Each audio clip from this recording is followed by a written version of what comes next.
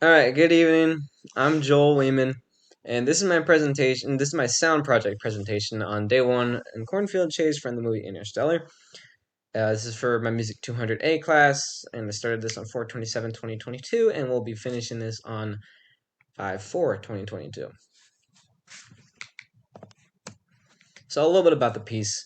It was part of the movie Interstellar, released in 2014. It is originally two separate songs, but they're put together for this orchestral performance, and it could be very a suspenseful piece. So a little bit about the composer. He was German. He was born in 1957 in Frankfurt am Main. He started collaborations in London and later started moving on to his own projects, or started out with his little projects and then became a well-known composer. He has an ex-spouse and another spouse whom he recently filed divorce with, and he has a lot of children. He's worked with multiple directors, big names such as Ridley Scott and Christopher Nolan. Christopher Nolan is actually the director he worked on for this film, or worked with for this film. So a little bit more about the composer. He performed with the 100-piece orchestra and choir, specifically for this festival he was at. It is the 27th Annual Flanders International Film Festival. He himself won Oscars in 1988 for Best Original Score, and he has a bunch of nominations, which include 7 Golden Globes, 7 Grammys, and 7 Oscars within the 90s. And then the 2010s are his most memorable soundtracks, and those such include Interstellar and The Amazing Spider-Man 2. The Amazing Spider-Man 2 is kind of its own thing because he brought in Pharrell Williams because he wanted to bring in a dubsteppy electronic type of feel to it. And if you ever listen to that, it very well is original. He's a very he likes to experiment a lot with the music he writes. But in this case, we're talking about Interstellar, so let's talk about that a little bit. So when listening to this piece, we listen to tempo, melody, harmony, rhythm, dynamics, tone, mood, etc. Um, a little bit more about it. It is in a C major key, and it starts out with a piano solo and then accompanied by an orchestra. And this is a picture of one of the ladies in that orchestra. A little bit in depth about the piece. It follows a standard rhythm and very simple notes such as 18 or not 18, sorry, eighth, quarter, half, 16th, whole, all those notes. It is in form A B A B A B.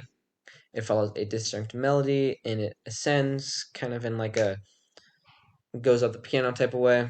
It is in 3/4 time signature and it goes by an andante tempo. It also is a very unified piece, which means all the notes they all come together in a very kind of like easy to listen to kind of way instead of having like a C sharp together sounding really weird, or C and D just sounding off. It has very easy like chords and like notes put together, and it's a very simple tone. It's very easy to listen. And I'm gonna do my best to get this sound clip caught. I'm pretty sure I have to hold it up to the camera, so my face will be covered for this, but it's the only way I can kind of get the sound in there.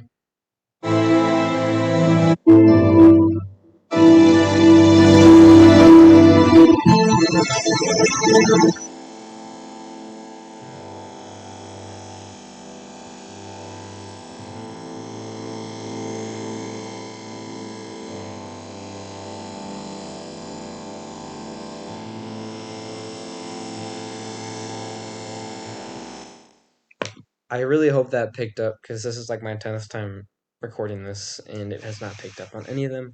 But if you didn't pick it up and you care to listen to it at some point, it starts out with the easy, like I said, it starts out with the easy piano solo, and then it is accompanied by the orchestra kind of coming in, making. I forgot to mention it's like a crescendo, so it kind of gets like louder and louder as the piece goes on, and you can obviously tell because a bunch of more orchestra comes in and brings the real suspenseful part of the piece together. So, in conclusion, it is well received by a very well received piece by critics. People loved it. It's an easy flowing song. I know a lot of people themselves who just like to listen to it on their own. I included listen to it on my own, just to kind of do homework or even do this project. And it continued to cement the composer in the industry. This I know for sure is one of his most memorable pieces. I know on Apple Music, it's in one of his top pieces. If you look up Hans Zimmer, you can usually see the Interstellar Cornfield Chase on there, amongst other pieces of work of his. But yeah, it is a very easy song, very nice flowing song compared to, like, some of those more intense movie songs. It's a very like peaceful, but it has its intense moments. But it's a very nice crescendo instead of going right into it. But yeah, that is my piece. That is Day One in Cornfield Chase by Hans Zimmer, and it came out with the movie Interstellar in 2014.